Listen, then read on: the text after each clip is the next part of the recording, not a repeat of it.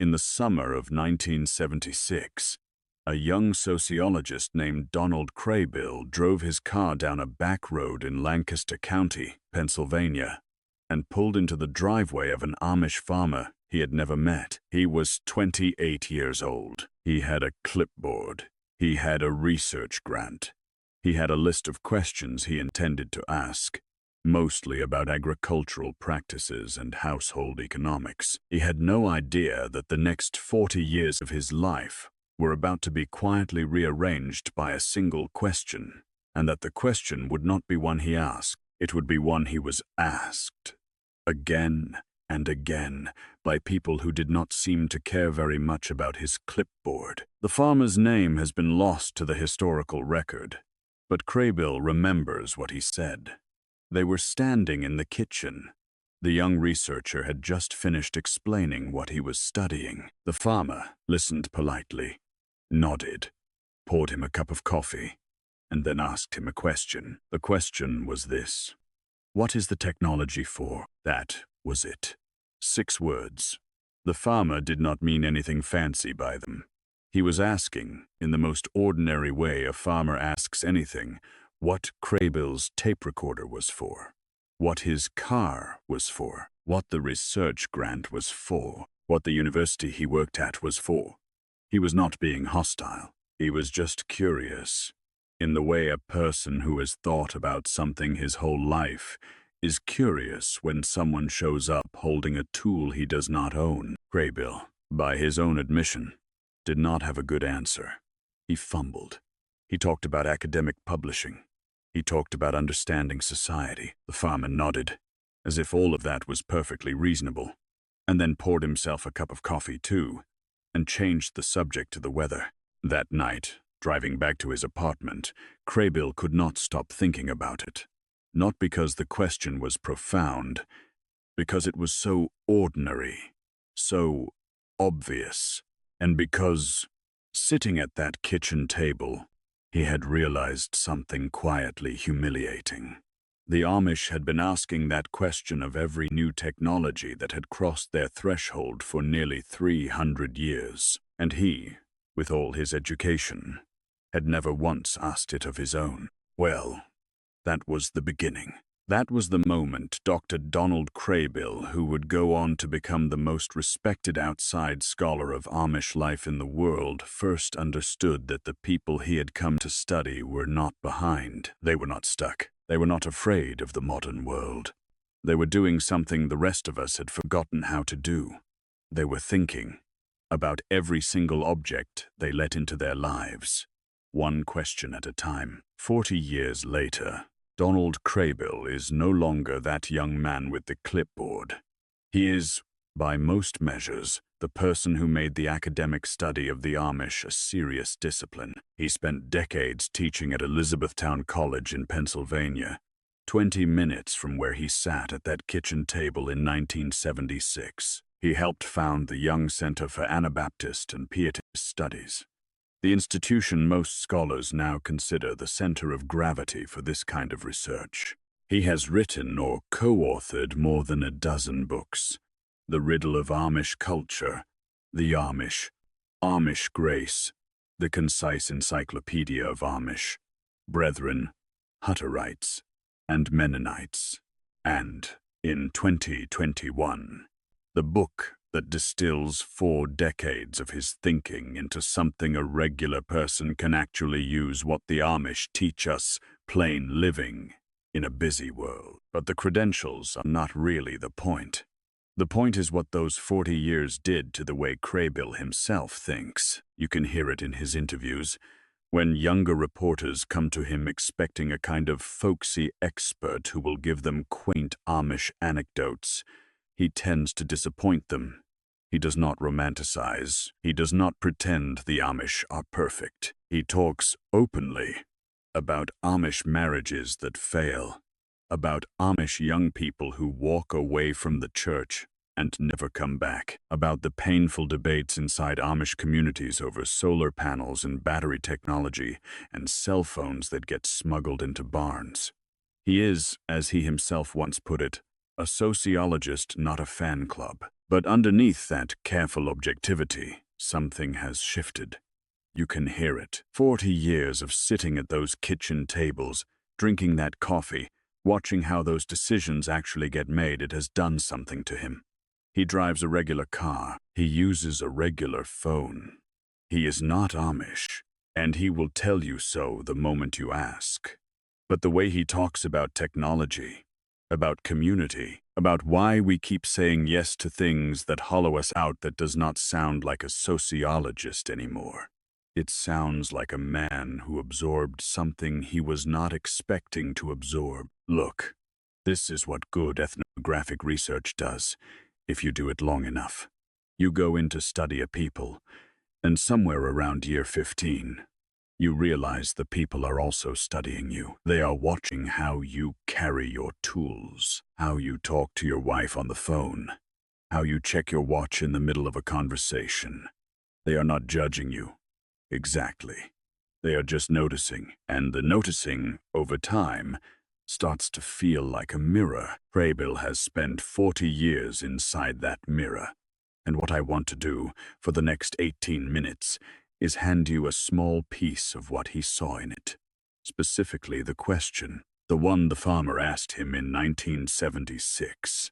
And how that question, properly understood, is not really a question about the Amish at all. It is a question about you, about your phone, about the small machine sitting next to you right now that probably interrupted your day at least 40 times before you sat down to watch this video. We are going to look at that machine together the way an Amish bishop would look at it. Not with horror, not with judgment, just with the question. What is it for? When most people think about the Amish and technology, the question they ask is some version of this. Why don't the Amish use it? You hear it constantly. Why don't the Amish use cars? Why don't the Amish use electricity? Why don't the Amish use computers, smartphones, the internet, air conditioning, tractors, telephones in the home? The question always points outward, at the thing, at the object, as if the object itself is on trial. And the Amish, for some reason most of us cannot quite figure out, have decided the object is guilty. This, Craybill says, is the wrong question. And it is wrong in a way that reveals more about us than it does about them. Consider what the question assumes. It assumes that the default position toward any new technology is yes, that the technology arrives, and the only reason a sane person would not adopt it is if there is something wrong with the technology, something dangerous, something forbidden, something the community has somehow failed to understand. The question treats refusal as the thing requiring explanation. The Amish, sitting across from you at the kitchen table, do not see it that way at all. To them, the question is reversed. Their default position toward any new technology is not yes. It is, wait. It is, let me see. It is, what is this thing actually going to do to my family, my farm, my church, my community, before I let it through the door? Refusal does not require explanation. Adoption does. Now sit with that for a moment, because it is genuinely strange to modern ears. In modern life, almost no one is taught to ask whether they should adopt a technology. We are taught, sometimes implicitly, sometimes openly, that adoption is progress, that progress is good, that to hesitate is to be left behind. The iPhone comes out, and within 3 weeks, 20 million people are holding one, not because they sat down and weighed what it would do to their attention, their children, their marriages, their sleep. They bought it because it was new, and because new is, in our culture, almost automatically equated with better. The Amish, by contrast, have been refusing that equation for 300 years, not because they are anti-progress. Craybill is very careful about this. The Amish are not Luddites. They use plenty of technology. Gas-powered washing machines, hydraulic equipment in barns, battery-operated calculators, LED flashlights, modern medicine, often. The picture in your head of a community frozen in the 1700s is mostly wrong. They have changed an enormous amount. They just refuse to let change happen by default. And here is the strange thing. When you actually sit at those kitchen tables, as Craybill has for 40 years, and you ask them why they made the choices they made, why no cars, why no grid electricity, why no smartphones, the answer is almost never about the object itself. The Amish do not think cars are evil. They will ride in your car. They will hire your car to take them to the hospital. They do not think electricity is sinful. They run their dairy barns on it, in many districts, under specific community agreements. The answer is always about something else, something underneath, something the object will change about the community if it is allowed in. You know, Craybill tells a story about a community meeting he sat in on years ago, where the elders were debating whether to allow a particular new piece of farming equipment. They had been at it for over an hour, and one of the older men, finally, leaned forward and said something that Craybill has never forgotten. He said, "It is not about the machine. It is about the kind of farmer the machine will turn us into. That is the question. That has always been the question. Not what does this thing do, but what will it do to me? And that is the question, in some form or other, that the Amish ask of every single new object that knocks on their door. They have been asking it since the 1700s, and it is the question, almost without exception, that the rest of us have stopped asking. Now here is where the story gets personal, and where Craybill himself starts to appear inside his own research in a way that academics usually try to avoid. Because that first kitchen table question, in 1976, was not a one-time event. It was the beginning of a pattern. As Craybill kept coming back to Lancaster County, year after year, decade after decade, sitting in those kitchens, riding in those buggies, attending those Sunday services, the Amish kept asking him versions of the same question. Not in a confrontational way, not in a way designed to make him uncomfortable. Just, the way a curious person asks about something they have never used. What is the tape recorder for? Donald. What is the cell phone for? Donald. What is the laptop for? What is the email for? What is the meeting you have to drive back for? What is the speed for? Each time, Craybill says, he had a ready answer. He was a sociologist. These were the tools of his trade. He needed them to do his work. He needed the recorder to capture interviews accurately. He needed the laptop to write his books. He needed the phone so his colleagues could reach him. He needed the meetings to keep his career on track. He needed the speed because that was how the world worked. And the Amish would nod. They would always nod. And then, sometimes, they would ask one more question that made the answer feel a little less complete. A grandmother might say, and, "Is the work good, Donald?" A bishop might say, and, "Your children, how is your time with them?" A teenager apprenticing in his father's shop might say, "Do you ever just sit?" These were not gotcha questions. The Amish do not deal in gotchas. They were genuine.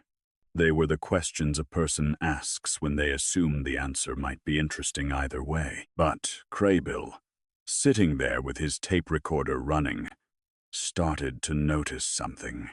He could justify every individual tool. He had a reason for every individual gadget, but when you added them all up, the recorder, the laptop, the phone, the calendar, the meetings, the deadlines, the freeway driving, the 15-minute lunches at the desk, when you looked at the shape of his actual life, he could not always tell you what it was for. He could tell you what each tool did. He could not tell you, with any confidence, what the whole thing was building. Look, this is a quiet realization. It is not a crisis. Craybill did not throw away his phone. He did not move to a farm. He did not, as far as I know, ever seriously consider becoming Amish, and the Amish certainly never invited him to. The realization is smaller than that, and, I would argue, more useful. The realization was this. The Amish ask, of every technology, what is it for? And underneath that question, they are really asking, what is the life I am trying to live? And does this thing help me live it? Or does it pull me, by little degrees, in some other direction? That second question, what is the life I am trying to live, is the question almost no one in modern culture has a working answer to. We have career goals. We have lifestyle aesthetics. We have plans for retirement, vacations, side hustles. But the deep question, the question of what shape of life we are actually trying to grow into, the question an Amish farmer can answer in one sentence. At the age of 19, most of us reach 40, 50, 60, and still cannot say it out loud. And without an answer to that question, every technology question becomes impossible, because you cannot judge whether a tool serves a life if you do not know what life you are trying to live. The tool becomes the life, by default, by accumulation, by the 1,000 small yeses we did not realize we were saying. Craybill spent 40 years watching a community that had said no to that accumulation. Not no to technology, no to accumulation by default. And somewhere in those 40 years, the question they kept asking him back, what is it for, slowly turned into a mirror he could not quite step out of. And what he saw in the mirror, eventually, was not the Amish. It was himself. It was, in a strange way, all of us. So, let's go inside the actual decision. How does an Amish community actually choose whether to let a new technology in? This is one of the most misunderstood things about them, and one of the things Craybill spent the most time documenting. Because, contrary to the cartoon version in most people's heads, there is no single Amish pope sitting somewhere in Pennsylvania ruling on smartphones. There is no central headquarters. There is no national vote. The Amish are not a single church. They are roughly 40,000 people in Lancaster County alone, divided into more than 200 separate church districts, each one usually about 25 to 35 families large. And each one of those districts makes its own decisions. The framework that holds those decisions together is called the Ordnung. Craybill defines it carefully, because the word itself, in English, is almost always translated wrong. People hear Ordnung and assume it means rules, like a rule book, like a list of do's and don'ts handed down from above. It is not that. The Ordnung is closer to what an anthropologist would call a custom system. It is a body of expectations, mostly unwritten, that has been quietly negotiated by the community over generations. Some of it is theological. Most of it is practical. Some of it varies dramatically from district to district. The Ordnung in one part of Lancaster County might allow battery-powered LED lights in a buggy. 40 miles away, in a more conservative district, it might not. The Ordnung in some Ohio settlements allows cell phones for business use. In others, even business cell phones are forbidden. There is no national consistency. There is only the local agreement of the local people who actually have to live with the decision. And here is what Craybill says is the most interesting part. The Ordnung is not really about restricting individuals. It is about protecting community. Stop and think about that. In modern life, when we ask whether a technology is okay, we ask it as individuals. Should I get a smartphone? Should my child have social media? Should we install Wi-Fi in the bedroom? We weigh the question alone, or maybe with a spouse, and we make the choice based on what is convenient or interesting for us, individually. And then we live with the consequences, individually. If the phone fragments our attention, that is our problem. If the social media makes our daughter anxious, that is our daughter's problem. The Amish do not even start there. When the Amish ask whether a technology is okay, they ask it as a community, not what will this do to me? What will this do to us? What will it do to our children, our grandchildren, our neighbors, our church, our farm economy, our marriages? And because they ask collectively, they decide collectively. Sometimes that means a multi-year debate. Sometimes that means a bishop visiting families one by one. Sometimes it means a quiet, slow tightening or loosening of the ordning that nobody quite votes on, but everyone feels. The result is something modern people have very little experience with. A technology decision that is not yours alone to make. A technology decision in which you are accountable to other people, and other people are accountable to you for what kinds of objects you bring into the shared life you are living together. Now, you might be thinking that sounds suffocating. That sounds like a community telling me what I can and cannot own. And that reaction is, I would say, exactly the reaction a modern person would have. We are trained, deep in our bones, to believe that what we own is our own business. The Amish would gently disagree. They would say, what you own changes who you are, and who you are changes the community you are part of. And if you and I are in covenant together, in this church, on these farms, with these children growing up alongside each other, then yes. Yes, your phone is partly my business, and mine is partly yours.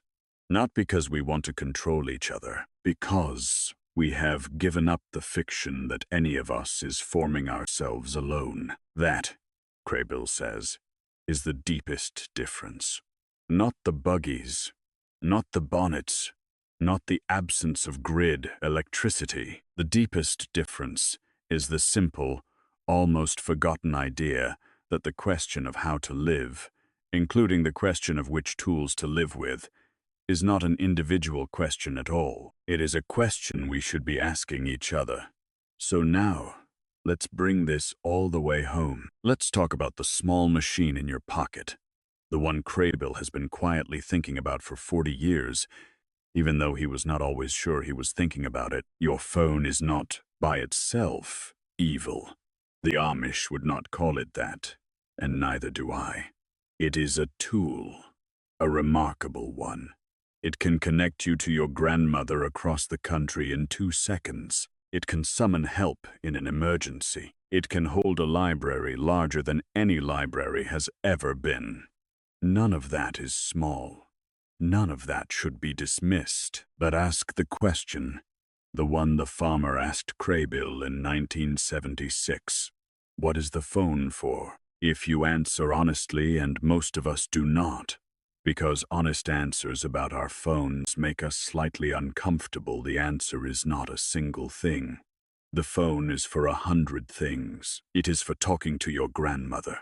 It is also for checking work email at 10 at night. It is for navigation. It is also for 38 unread notifications you did not ask for and cannot turn off without 3 menus. It is for staying in touch with friends. It is also for watching strangers fight in 15-second videos until you forget what you opened the app for.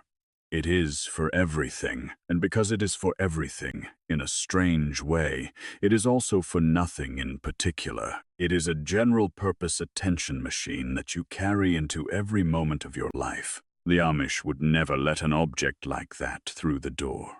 Not because they are afraid of it, because they know what it is. Craybill spent decades documenting how the Amish make decisions about specific technologies. And one pattern, he says, comes up again and again. The Amish are deeply suspicious of any tool that does many things at once. They do not mind a tool that drills a hole. They do not mind a tool that lights a barn at night. They do not mind a tool that calls a neighbor in an emergency. What they are wary of is a single tool that drills holes and lights barns and calls neighbors and watches strangers and plays games and sells you things and tracks where you have been and tells you what to feel, all in the same object, in the same hand, all day, every day. Because a tool that does only one thing, you can put down when you are done. A tool that does everything is never done. There is always one more thing it could do, one more reason to pick it up, one more justification for not putting it down. And so you do not put it down.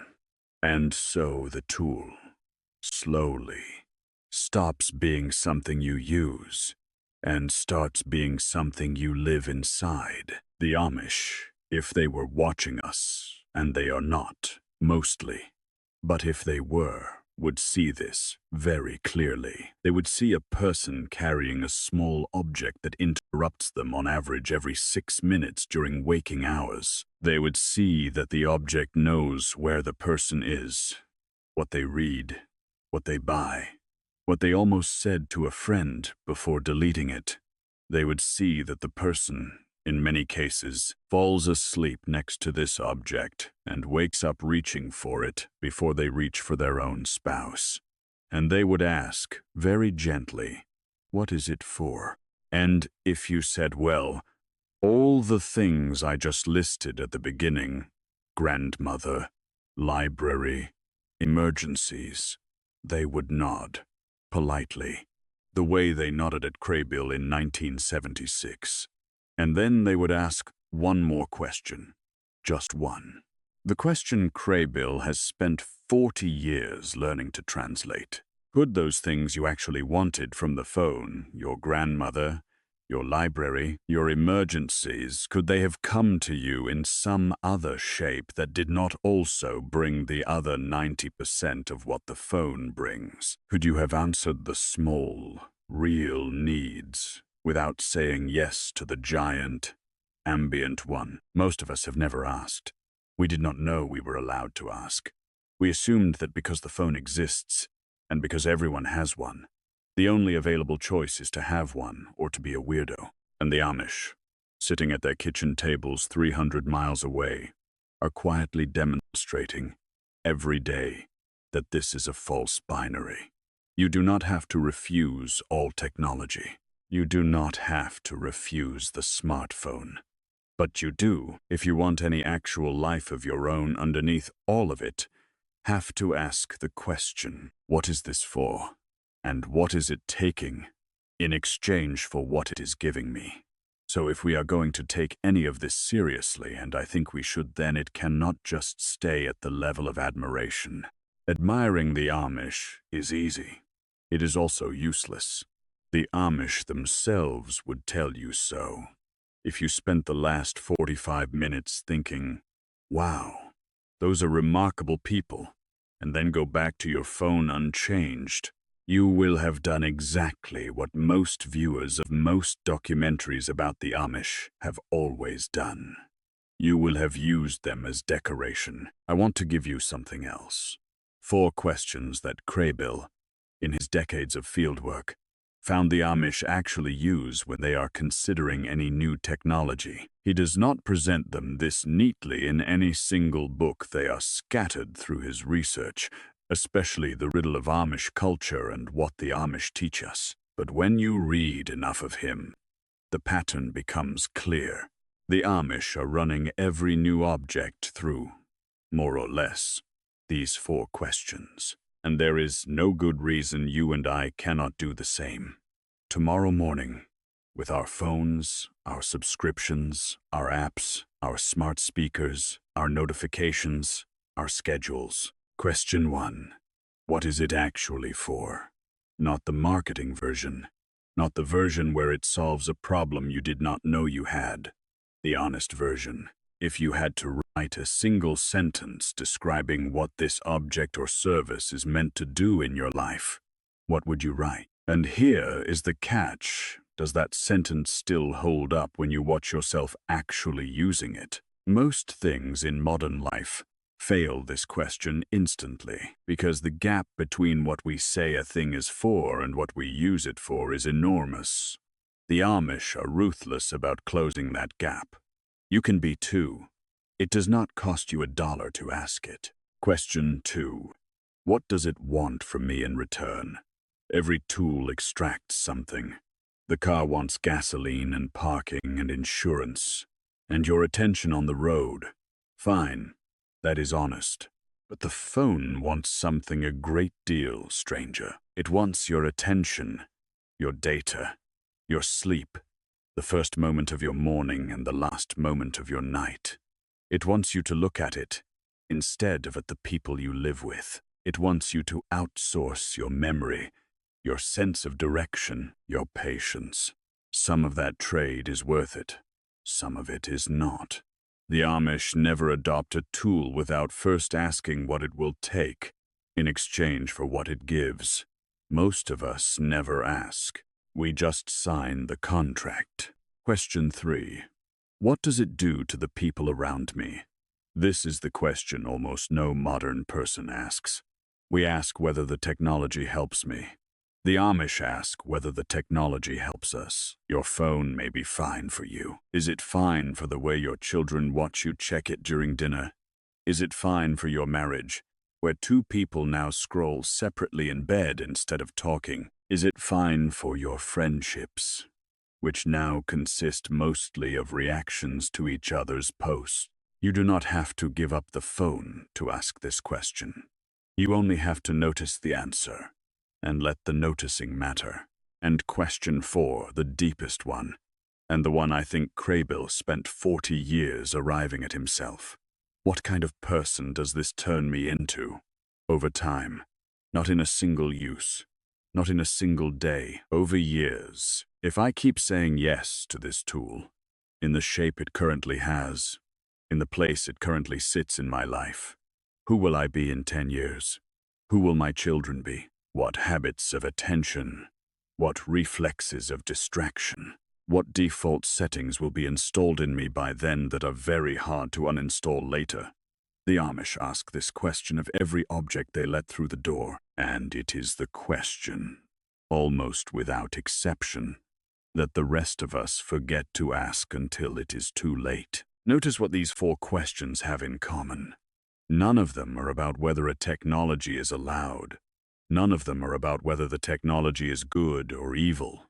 They are about you, about the actual life you are living, in real hours, in real days, in a real body, with real people around you.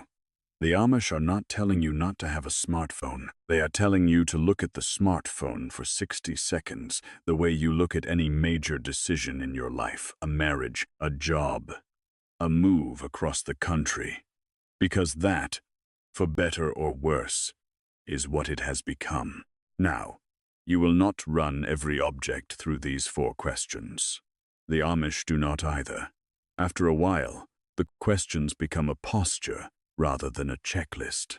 You start to feel, without thinking, when something is asking for more than it is giving. That feeling, that mild internal hesitation, is the muscle. And the muscle, like all muscles, only grows from use. Start with one thing. Pick one app on your phone. Pick one subscription. Pick one notification setting. Pick one habit. Run it through the 4 questions. Slowly, honestly, the way an Amish elder would run a piece of farm equipment through them at a community meeting. And then, if the answers do not hold up, change it. Not all of it, just one piece of it, that is, in microscopic form, what the Amish have been doing for 300 years. One question at a time. One object at a time. One small, honest decision, multiplied across a community, across generations, into a way of life. You are not going to become Amish, but you can borrow the question, and the question, used carefully, is enough. I want to leave you with one last image. Dr. Donald Craybill is in his late 70s now. He has retired from active teaching, though he still writes, still speaks, still drives down those Lancaster County back roads, still pulls into the same kinds of farmyards he first visited in 1976. The Amish he sat with then, the older ones, are mostly gone. Their grandchildren run those farms now. They do not know who Craybill is, exactly. But they know he is the man their grandfathers used to talk with about things, and he still asks the question. Or, more accurately by now, the question asks itself in him. He cannot look at a piece of new technology without it. He says, in his most recent book, that the Amish did not give him an answer for his life. They gave him a question that has slowly, over 4 decades, become a way of living. That is what I want to offer you. If you take nothing else from these 20 minutes, you do not need their buggies. You do not need their bonnets. You do not need to give up the small machine in your pocket that, I would bet, has interrupted you at least once while you have been listening to this. You only need to borrow one question. What is it for? And to start asking it, slowly, of one thing at a time. If you want to sit with this thinking longer than a video allows, Craybill's own book, What the Amish Teach Us, is where he gathers all of this into something portable. It is a quiet book. It is not a self-help book, but for someone trying to live more deliberately in a world that mostly does not ask them to, it is one of the more useful things I know. There is a link in the description if you want it. Well, that is what I had for today. If you want more of these slow, long conversations about what older communities can still teach us, go ahead and subscribe. There will be another one next week. We will probably talk about why Amish teenagers, despite having no smartphones, no social media, no scrolling, no screens at all, have anxiety rates dramatically lower than the rest of their American peers. I think you will find it less mysterious than you expect. Until then, pick up your phone, hold it in your hand for a moment, and ask it the way an old Amish farmer would ask it in 1976, with no malice and no rush. What are you actually for? Whatever you hear back, listen carefully. The hearing is where the question starts to do its work.